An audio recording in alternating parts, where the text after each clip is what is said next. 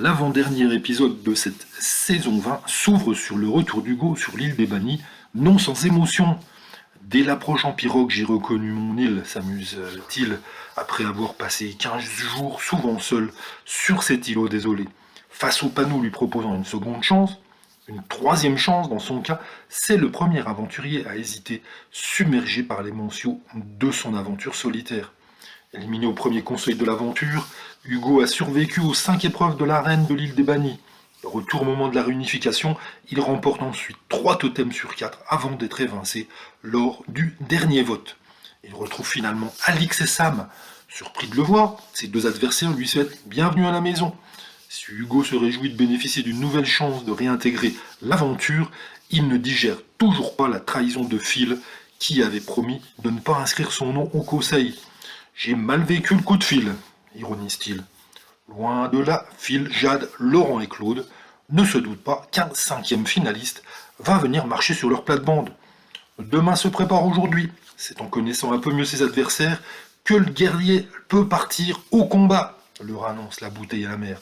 Si la plupart des candidats ne déchiffrent pas le message caché, Laurent comprend bien qu'il y a anguille sous roche.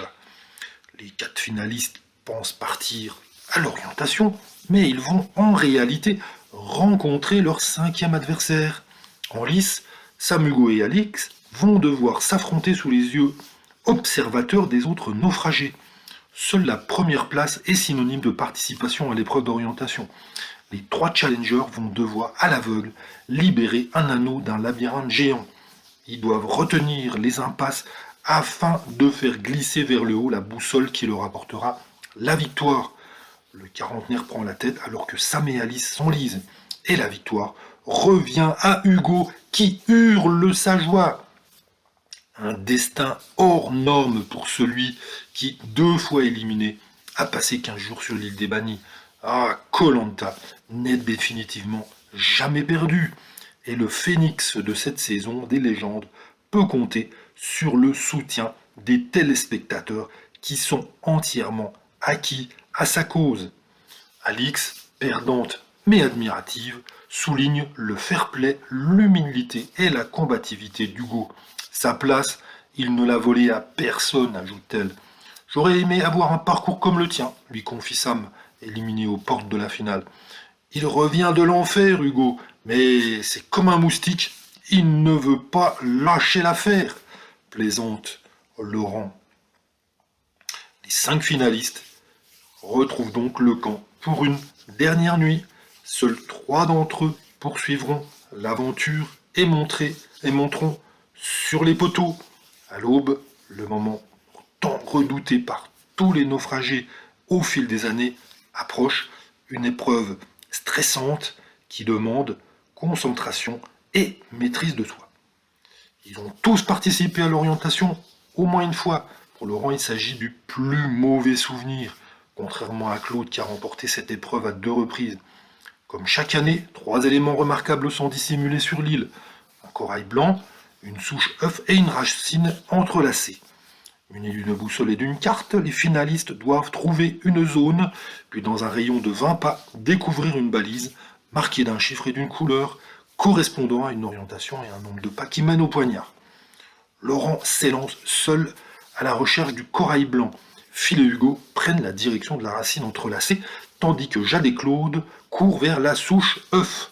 Pourquoi tu ne vas pas avec Laurent demande la dernière femme de l'aventure. Non, je ne peux pas, répond Claude, sans doute par peur de concourir face à son meilleur ami.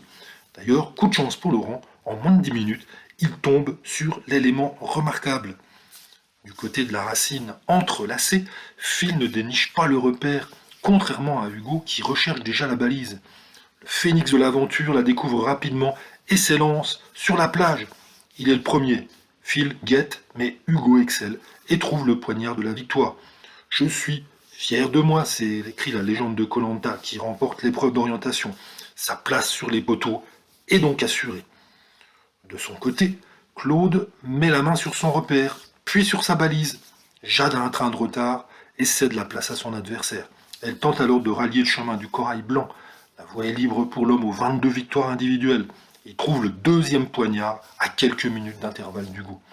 Laurent, de son côté, est lassé de ne pas trouver la balise, mais l'épreuve devient de plus en plus stressante. Il ne reste qu'une place. Phil repère vite le corail blanc, pendant que Jade erre dans les zones en perdition. Disposant désormais de la direction, Laurent cherche le poignard à 22 pas au nord-est, mais en vain.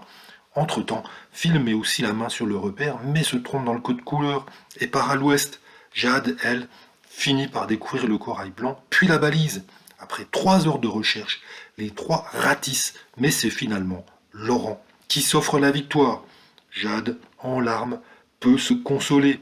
Elle est la femme qui détient le plus de victoires individuelles, mais un rêve s'envole pour la dernière fille et le doyen de l'aventure, tandis que l'ultime épreuve des poteaux attend Hugo, Claude et Laurent.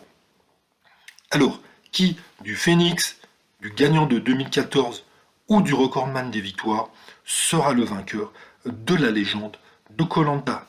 Réponse mardi 14 décembre.